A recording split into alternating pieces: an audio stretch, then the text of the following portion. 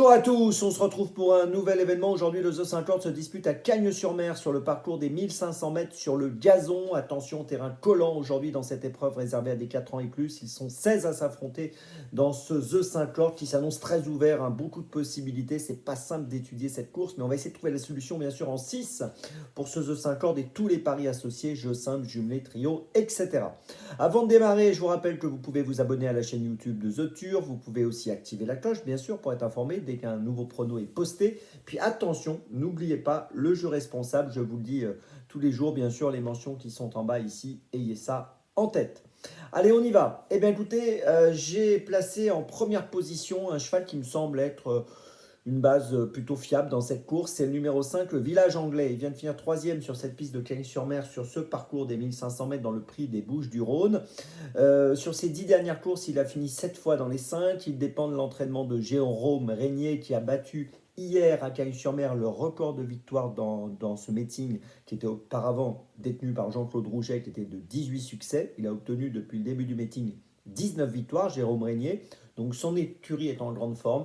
Tout ça plaide en la faveur de Village Anglais. Ça peut être un nouveau succès pour l'écurie de Jérôme Régnier et pourquoi pas un 20e durant ce meeting. J'y vais, je le place en tête.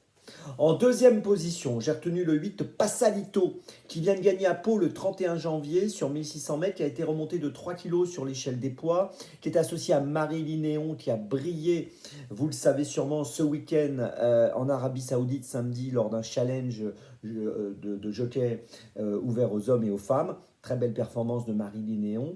Et donc tout ça pour dire qu'on la retrouve à Cagnes-sur-Mer. On sait sur ce concurrent qui fait le déplacement de Pau à Cagnes, ce qui est un déplacement quand même assez long pour courir cette course.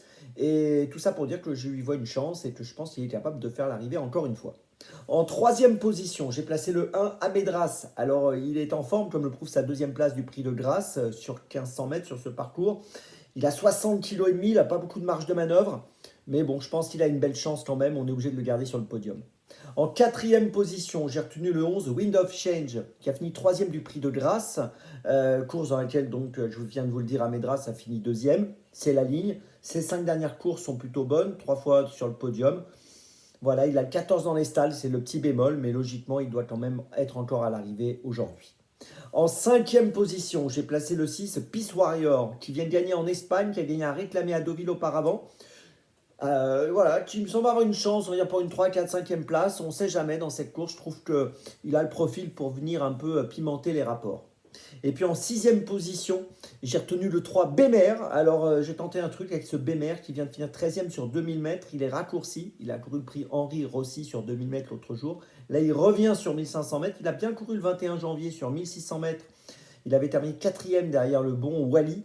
Donc la ligne est bonne. Wally, c'est quand même un très bon cheval. Donc voilà, je trouve que c'est amusant, c'est un outsider amusant dans cette course. Il a le 7 dans les stalles, voilà, ça peut être sympa pour une cote. Je vous résume mon choix pour ce The 50. Le 5, le 8, le 1, le 11, le 6 et le 3. Départ de la course aujourd'hui lundi 13h55. On se retrouve maintenant demain pour Marseille-Borelli. Et d'ici là, avec The Turf, ça va aller.